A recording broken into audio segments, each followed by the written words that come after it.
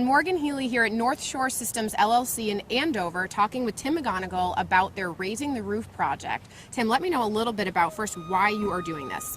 So we are doing this to achieve high bay storage for the owner. He stores a lot of materials for a lot of major corporations and designs and fabricates trade show exhibits all over the country. So he needed to take a single-story building to a two-story building in order to store all of the crates and exhibits for the trade shows. So in order to achieve this roof lift and be able to raise this roof, we had to disconnect all mechanicals. So electrical was a major item that needed to be relocated.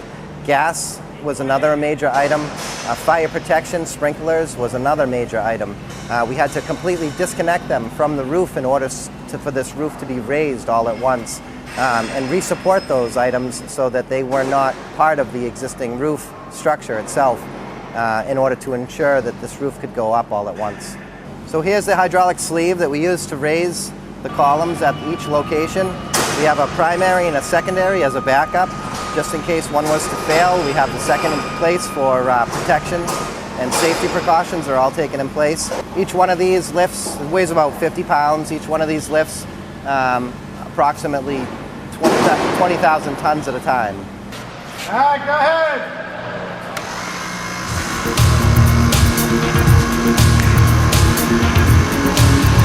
So synchronized hydraulic jack. It is hooked up to two pistons. It's on a sleeve post that raises the beam and column at the same time. In this roof lift area, we had to replace 37 new columns. The columns are a patented column system, a sleeved tube with drill holes every 6 inches with a pin. And that's a security and safety item that we have in place just in case anything ever went wrong. It approximately took about 11 hours to raise the roof.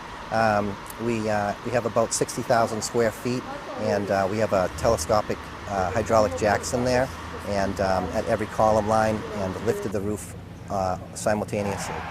Okay, and so you mentioned these hydraulic jacks. I know that that was the best way to go about this, but there was another option, and you kind of said that this was the most safe option, the most cost-effective option to do the hydraulic jacks all at once. Yep. Now, what was the other plan B, and how much more would that have cost you? So the other plan was to take the entire roof structure and membrane off, label the parts and pieces on the ground and lay them out in the parking lot, and then change all the columns and then drop everything back onto the roof. We saved the customer about $400,000 by doing it this way and raising it with the roof membrane intact. Awesome. Yep. Well, let's get inside and see what it looks like on the other end, and stay with us to see the finished product soon.